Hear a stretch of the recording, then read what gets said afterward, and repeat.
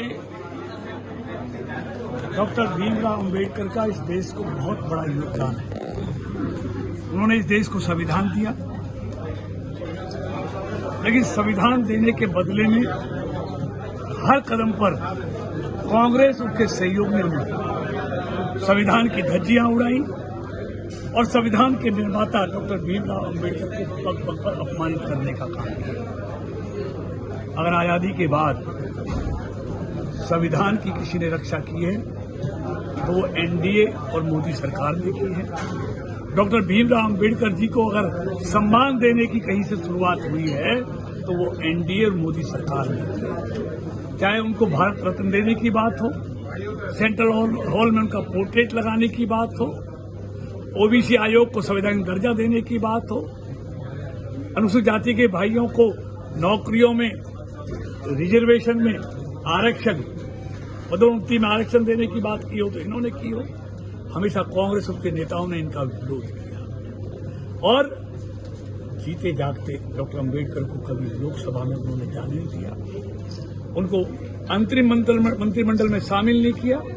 कांग्रेस का हर संभव प्रयास था डॉक्टर भीमराव अंबेडकर संविधान सभा के अध्यक्ष न बने, उसके उन्होंने बहुत कोशिश की, लेकिन दूसरे लोगों के कारण वो उसके अध्यक्ष बने।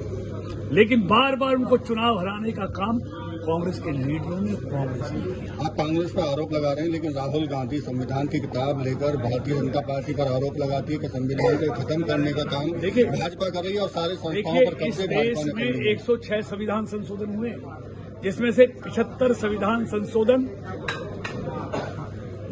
पार्टी हित में और सर्वोच्च न्यायालयों के फैसलों को बदलने का मामला हो या ओबीसी के आरक्षण का विरोध हो, उन्होंने संविधान संशोधन 106 में से 75 किए अपनी पार्टी के हित के लिए, अपने न्यायालयों के फैसलों को बदलने के लिए।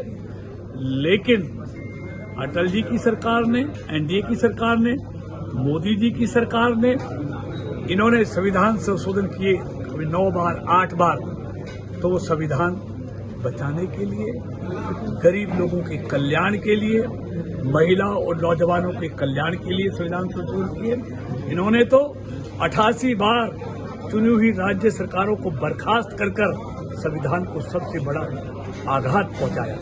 देश में आपातकाल लगाकर, प्रेस की स्वतंत्रता पर बंदिश लगाकर, न्यायालयों के आदेश पर बंदिश लगाकर पलटने का काम ये कांग्रेस ने किया।